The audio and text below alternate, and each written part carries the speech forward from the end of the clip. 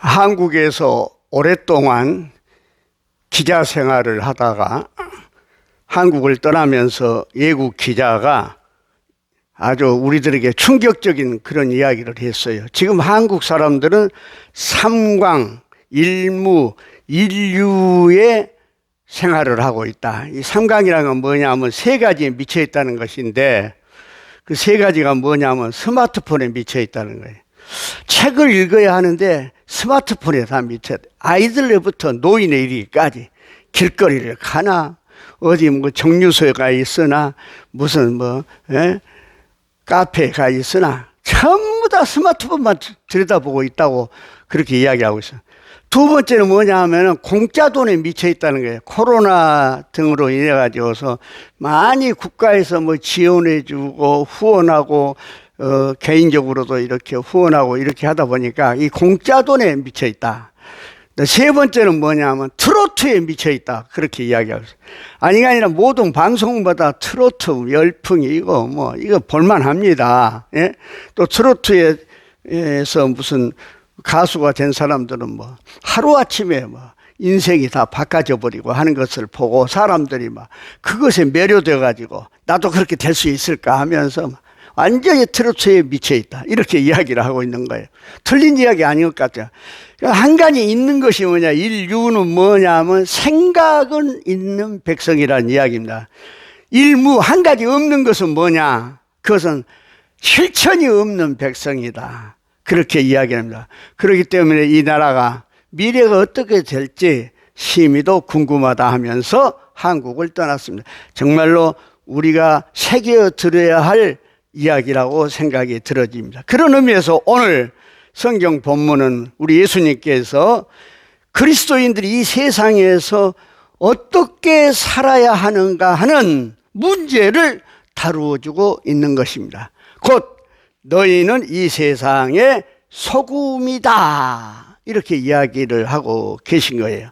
근데 여기 중요한 것은 소금이라는 말 앞에 너희는 이 세상에라고 하는 말이 중요합니다. 곧 그리스도인은 이 세상과 동떨어져 사는 고립된 사람이 아니라 오히려 죄 많고 문제 많은 이 세상 속에서 적극적으로 뛰어들어가 관계를 가지면서 살고 있는 사람이어야 한다는 이야기입니다.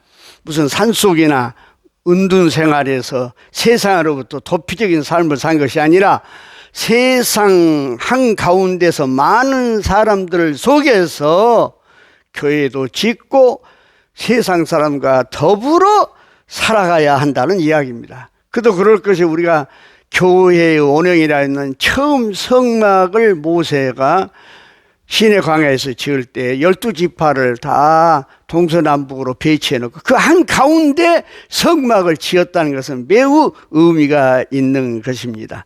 우리가 이 세상 살아갈 때 비록 핍박이 있다고 해도 핍박 때문에 도망간 것이 아니라 회피한 것이 아니라 긍정적으로 핍박을 받으면서 그 속에서 의미를 생각하며 살아야 한다는 것입니다. 이것은 마치 바닷물 속에 물고기와 같다 그 말입니다. 여러분, 물고기의 현주소는 육지가 아니라 바다입니다. 물고기는 바다를 떠나서는 존재할 수가 없는 것 아니겠습니까? 그와 같다는 것입니다. 그러므로 그 말이에요. 예? 우리는 이 세상에서 정말로 살아가는 존재다. 그런데 어떻게 살아가야 되느냐? 첫 번째, 소금처럼 살아가야 되는데 그 소금은 강력한 자기 역할을 감당하는 물체라는 이야기입니다. 가령 여러분, 단맛이나 신맛이요, 뜨거울 때는 그 맛이 차이가 있습니다. 그러나 소금은 뜨거나 차나 환경이 달라져도 맛이 변화가 없어요. 그대로라는 이야기입니다. 그와 같이 그 말입니다. 소금은 자기 역할이 변함이 없는 존재라고 하는 이야기인 것입니다. 변치 않는 자기 맛을 가지고 환경에 관계없이 사명을 다하는 것이 바로 소금이라고 하는 이야기입니다. 그런데 이 소금은 어떤 역할을 합니까? 맛을 내는 역할을 합니다. 여러분, 음식에 소금이 들어가지 아니하면 비위에 거슬릴 뿐만 아니라 아주 무미하게 되고 만 것을 볼 수가 있습니다. 제가 아주 옛날에 이쪽에 연속극에요, 세자빈을 간택하는 장면이 나오는데, 계양마마 가 나와가지고서 물어봅니다. 이 세상에서 제일 맛있는 음식이 뭐냐, 너희들 말해봐라 하니까 다들 나름대로 뭐 갈비가 맛있다, 뭐가 맛있다, 신설로가 맛있다. 그런데 한 처자가 뭐라고 이야기하냐면은 소금입니다, 그렇게 이야기합니다. 왜 소금이냐 하니까 모든 음식은 소금이 들어가야 맛이 있기 때문에 소금이 제일 맛있는 음식이라고 생각합니다. 그래서 그 지혜로운 규수가 세자빈으로 간택된 그런 그 연속극을 본 적이 있습니다만은, 그렇습니다. 예? 우리 그리스도인들은 생의 독특한 맛을 가져다 주는 사람이 되어야 한다는 것입니다. 자신의 용기와 자신의 소망, 그리고 자신의 발랄함과 다정다감한 성품을 가지고 인생의 새로운 맛을 가져다 주는 사람이 그리스도인이 되어야 할 줄로 믿습니다. 그런가 하면 소금은 어떤 역할을 합니까? 방부제로 사용이 되었습니다. 소금은 방부제의 원조입니다. 에집트 박물관에 가면은 수천 년 전 미라가 그대로 보존되어 있습니다. 그걸 연구해 보니까 어떻게 이렇게 보존할 수 있느냐니까 소금으로 완전히 그 시신을 절이고 소금으로 이렇게 쌓아가지고 만들었다는 거예요. 그렇습니다. 소금이 없으면 물건은 썩고 부패하고 맙니다. 그러나 소금을 가지고 그것을 신선하게 보존할 수가 있습니다. 이것은 참된 기독교란 세상의 부패에 대한 하나의 방부제로서의 역할을 해야 한다고 하는 의미를 말해준 것입니다.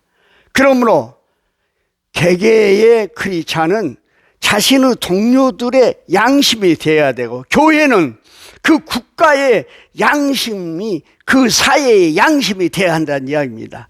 여러분, 독일이라는 나라 2차 대전 때 얼마나 큰 죄를 범했습니까? 그런데 그 독일이 회개했습니다. 그 역할을 한 게 뭡니까? 독일 교회의 역할이었습니다. 그래서 독일 총리가 폴란드 아이스비치 수용소에 찾아가서 그 묘비에 무릎을 꿇고 회개하는 모습을 우리가 봤지 않습니까? 그리고 말로만 회개한 것이 아니라 유태인들을 위하여서 가장 큰 미그로라고 하는 그런 유통기간을 세금 없이 그들이 장사하도록 내주고 말이죠. 지금도 이스라엘을 향하여서 그들은 뭔가 말하면은 물질적으로 여러 정신적인 면으로 도움을 주고 있는 것이 아니겠습니까? 그게 바로 독일 교회의 역할이었습니다. 그런데 오늘 현실의 특성은 뭡니까? 도덕이 저하되어 버렸어요. 정직의 표준이 없어져 버렸어요. 양심의 표준도 없는 세상이 되어버렸어요. 예? 정말로 모든 것이 낮아져 버린 세상이 되어버렸습니다. 그러므로 우리 그리스도인들은 언어에 있어서나 행위에 있어서나 그리고 사상에 있어서까지도 순결함으로 높은 수준을 유지하지 않으면 안 된 것입니다. 유혹이 차고 넘칠지라도 우리 그리스도인들은 결코 도덕의 수준을 세상 따라가서 낮추어 버리는 경거망동한 일이 없어야 된다고 하는 이야기입니다. 기독교는 세상을 맞추는 종교가 아니라 세상을 기독교의 높은 윤리와 도덕의 수준으로 끌어올리는 종교가 바로 기독교인 것입니다. 신자는 자신을 퇴색시키고 추하게 하는 저열한 잡담을 삼가해야 할 것이요, 신자는 세상에서 도피해서는 안 되지만 야고보 사도가 말한 바와 같이 자기를 지켜 새 속에 물들지 않게 해야 될 줄로 믿습니다. 아울러서 소금은 화목을 역할을 한 것입니다. 여러분, 우리가 김장할 때 보면은 그렇게 엉성하고 뻣뻣한 배추도 소금 한번 뿌려 놓으면은 다 아주 부드럽게 풀이 죽은 것을 볼 수 있지 않습니까? 마찬가지로 예수님은 마태복음 9장 50절에 너희 속에 소금을 두고 서로 화목하라고 말씀하셨습니다. 곧 소금 치듯이 서로 자존심 부리지 말고 그 말이에요. 소금 치듯이 하라 그 말입니다. 네.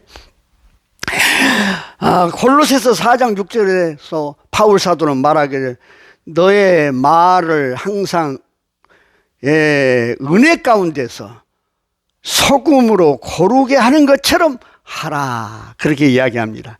잠언서에서도 그렇습니다. 유순한 대답은 노를 그치게 한다 그렇게 말을 하고 있습니다. 그렇다고 하면은 이 소금이 어떻게 해야만이 그러한 역할을 감당할 수 있냐 하는 이야기입니다. 그건 다른 것이 아닙니다. 소금은 자기 역할을 다하기 위해서는 녹아 없어져야 한다는 것입니다. 곧 물리적인 변화가 아니라 화학적인 변화가 있어야 한다는 이야기입니다. 자신은 녹아져 그 형체까지 전혀 없어져 버려야만이 된다고 하는 이야기인 것입니다. 마지막으로 뭐라고 말씀하셨습니까?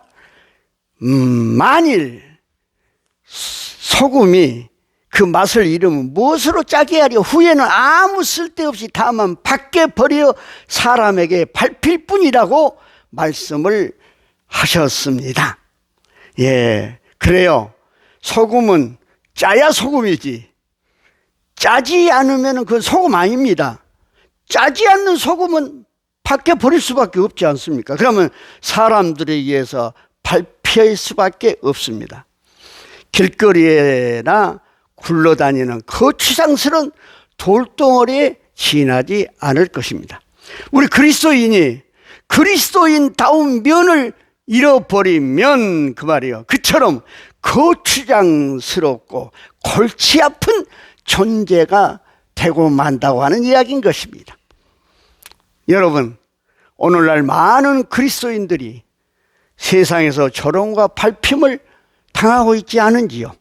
그래서 우리가 소금의 역할을 감당하지 못했기 때문인지 모르겠습니다. 바른 판단을 하십시다. 세상과 타협하지 마십시다. 하나님의 사람으로 사십시다. 그때 세상은 하나님 나라로 변화될 줄로 믿습니다. 할렐루야. 네.